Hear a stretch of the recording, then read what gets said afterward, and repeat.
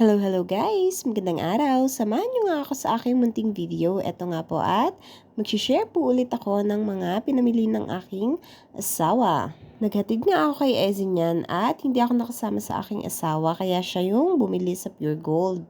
Ang makikita nyo nga dito guys ay yung mga wala na kami at ubos na yung stocks namin sa bahay.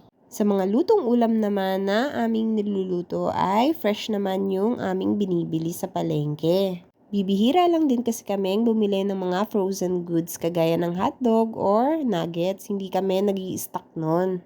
Bumipili nga din kami guys ng mga sardines at corned beef. Bibihira nga lang din.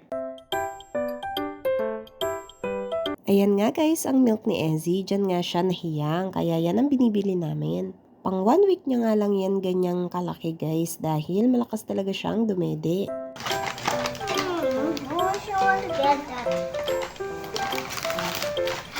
Yeah.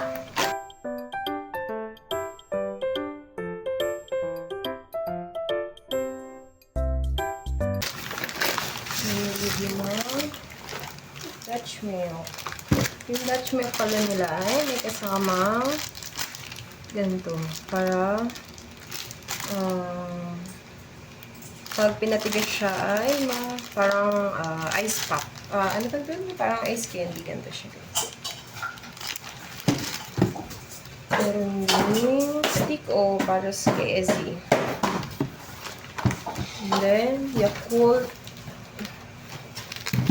At yung tumas.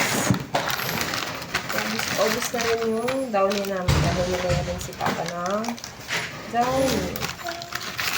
Ito lang guys, yung pinamili ni Papa. At bumili din siya ng ulam para sa isang linggo. Ayan. At okay na yung ating inorganize. Diyan ko muna siya nilagay dahil wala akong organizer. Sana soon ay magkaroon tayo ng organizer. At ito yung ating mga pang snacks at pang baon ni Ezzy. Ayan siya. Thank you for watching. God bless.